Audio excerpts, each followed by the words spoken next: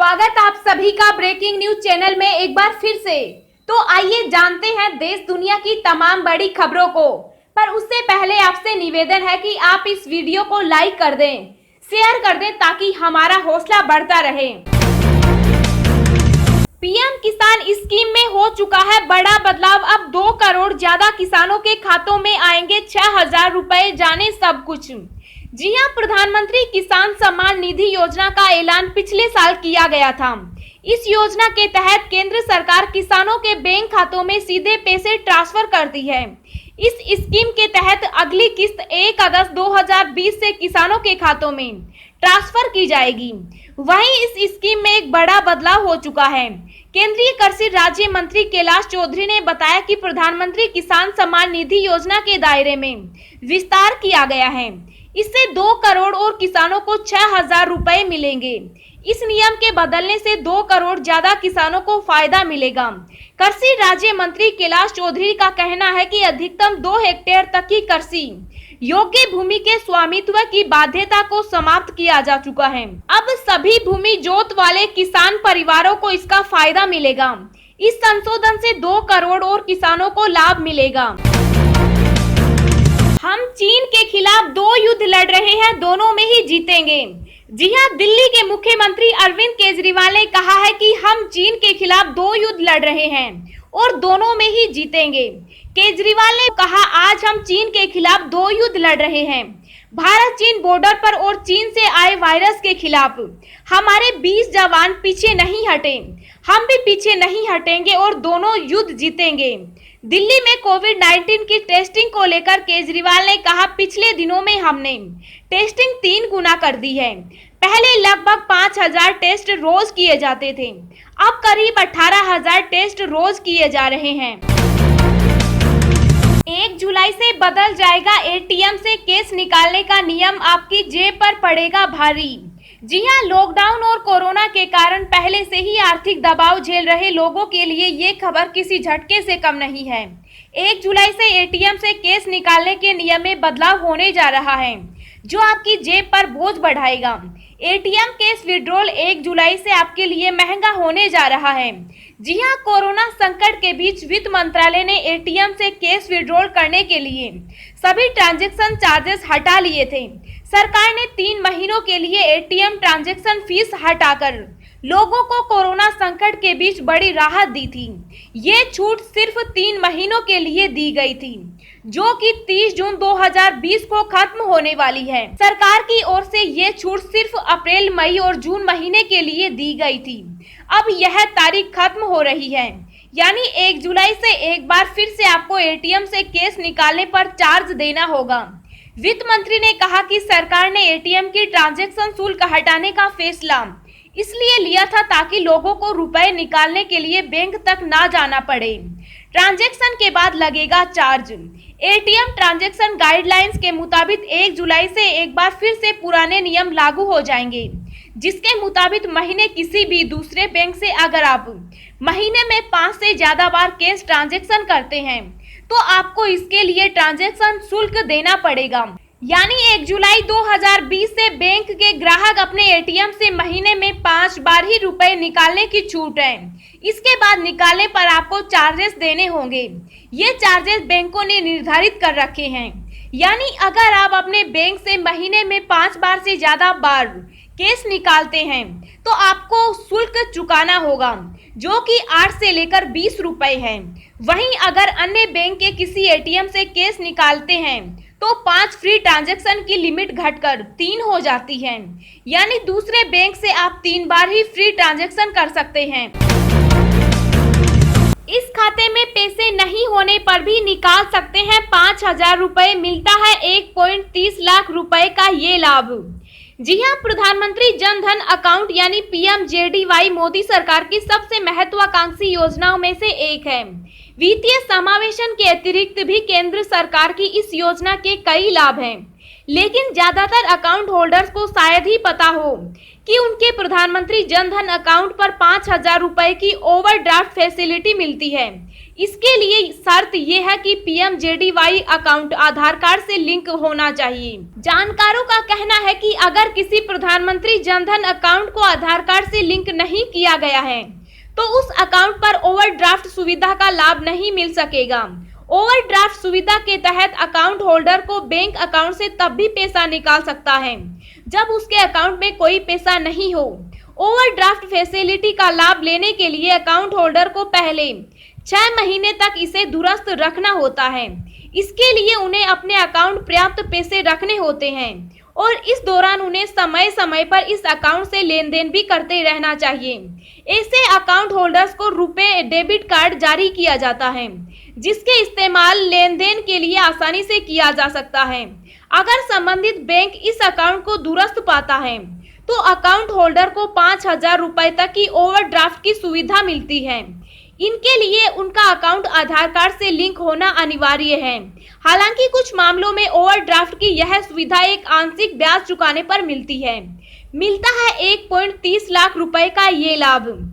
Accidental insurance के अतिरिक्त रुपए डेबिट कार्ड का अकाउंट होल्डर की किसी दुर्घटना की वजह से मृत्यु होने पर 30,000 रुपए का इंश्योरेंस कवर मिलता है। इस प्रकार किसी दुर्घटना की वजह से अकाउंट होल्डर की मृत्यु होने पर नॉमिनी को कुल 1.30 लाख रुपए का लाभ मिल सकता है। दोस्तों, अगली खबर जानने से पहले आपसे एक रिक्वेस्ट है कि इस वीडियो को बनाने में मुझे बहुत ज्यादा मेहनत लगती है, तो इस मेहनत के लिए वीडियो को एक छोटा सा लाइक जरूर करें। चीनी विदेश मंत्रालय से पत्रकार ने पूछा, भारत ने चीन के कितने सैनिक मारे? आ गया जवाब। जी हां, अब हाल ही में भारत और चीन के बीच में माहौल बड़ा ही गरमाया हुआ है और इस वजह से कहीं न कहीं दोनों ही देशों के बीच में तनाव गरमा रखा है। अब ऐसा इसलिए भी है क्योंकि दोनों ही देशों की सेनाएं आपस में कुछ वक्त पहले ही भिड़ी थी, जिसके बाद में सब लोग जानते हैं कि भारत के 20 जवान शहीद हुए हैं, मगर लोगों को अब तक मालूम नहीं चल पा रहा कि आखिर चीन की तरफ कितना नुकसान हुआ। कारण भी है इसके पीछे और वो ये है कि चीन कभी भी पारदर्शिता रखता नहीं है। अब की ही बात कर लीजिए, चीन के विदेश मंत्रालय के प्रवक्ता से पीटीआई के एक रिपोर्टर ने सवाल कर लिया कि जो गलवान में हुआ है उसके बाद में भारत ने तो बताया है कि हमारे 20 जवान शहीद हुए, क्या चीन इस बात पर कुछ बताएगा? इस पर बात को घुमाते हुए चीन के प्रवक्ता ने ये कहा कि दोनों ही देशों की सेना ग्राउंड लेवल पर तनाव कम करने के लिए काम कर रही है और जिस बात के बारे में मुझे जानकारी ही नहीं, मैं उसके बारे में कुछ नहीं कह सकता हूँ। ये कहते हुए चीन के विदेश मंत्रालय ने ऐसा पता होने से इनकार कर दिया कि उनका कोई सैनिक गया है या अस्पताल में है। ये अपने आप में काफी हैरान करने वाला है कि वो अपने ही सैनिक लोगों को पहचान लेने से या फिर उन्होंने जो किया उसको मानने से इनकार कर रहा है या मुंह फेर रहा है। इससे चीन के सैनिकों में एक असंतोष का भाव तो आता ही है कि आखिर ये सब क्यों हो रहा है। खैर, जब तक चीन की सरकार इस तरह की चीजें और हरकतें करेगी तब तक कुछ भी किया नहीं जा सकता है। देश में कोरोना संक्रमित मरीजों का आंकड़ा 4,37,187 के पार, अब तक 13,986 की मौत। जी हां, देश और दुनिया में कोरोना के केस लगातार बढ़ते ही जा रहे हैं। ताजा आंकड़ों के मुताबिक देश में अब तक 4,37,187 संक्रमण के मामले सामने आ चुके हैं और एक्टिव केस 1,80,190 हैं, जिसमें से अभी तक 13,986 लोग अपनी जान गंवा चुके।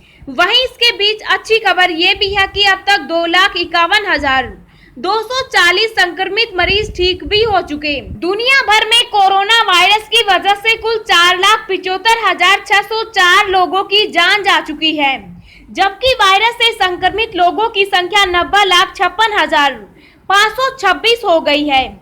इनमें एक्टिव केस 40,26,319 हैं और खुशी की बात यह है कि अब तक 46,38,290 लोग ठीक हो चुके हैं। कोरोना पॉजिटिव होने पर मिलेगा पैसा, जल्द आने वाली है आपके लिए ये नई स्कीम।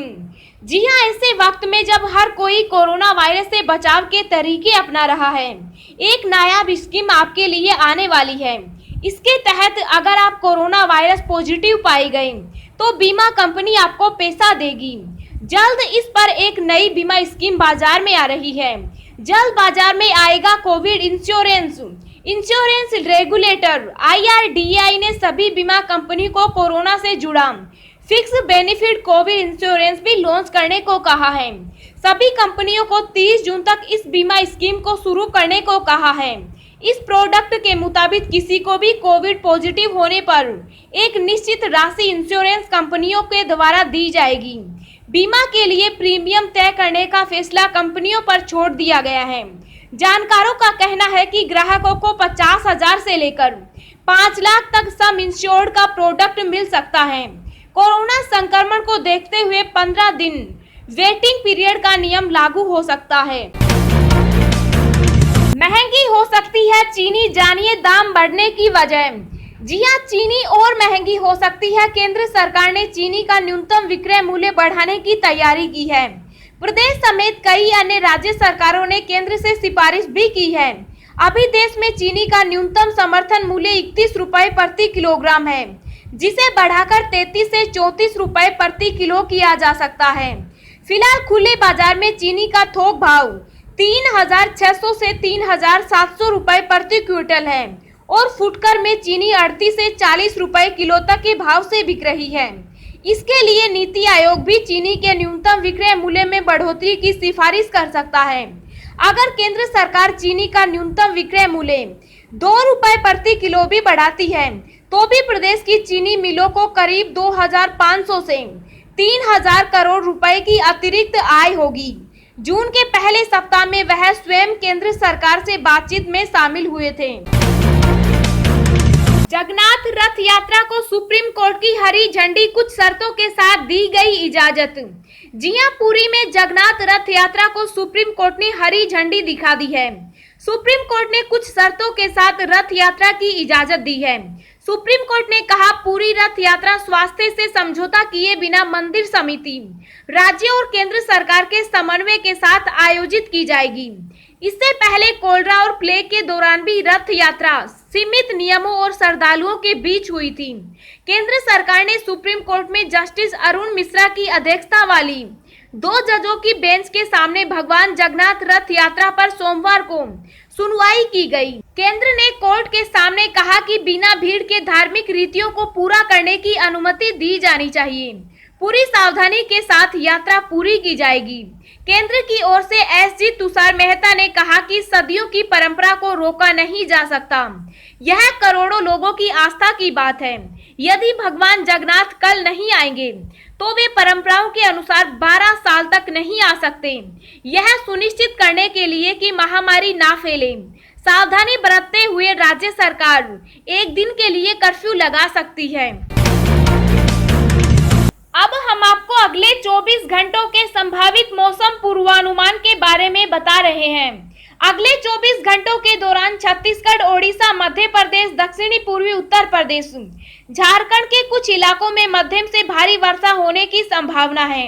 इन भागों में कहीं कहीं पर मूसलाधार वर्षा भी देखने को मिल सकती है। केरल, कर्नाटक और गोवा में भी कई जगहों पर मूसलाधार वर्षा जारी रहने की संभावना है, जबकि मुंबई समेत महाराष्ट्र के तटीय भागों और गुजरात में कुछ स्थानों पर, खासतौर पर सौराष्ट्र क्षेत्र में हल्की से मध्यम वर्षा हो सकती है। तेलंगाना और उत्तरी तटीय आंध्र प्रदेश में भी मध्यम बारिश का अनुमान है। बिहार, पश्चिम बंगाल, तमिलनाडु, कर्नाटक और उत्तर पश्चिम भारत में गर्जना के साथ हल्की वर्षा होने के आसार हैं।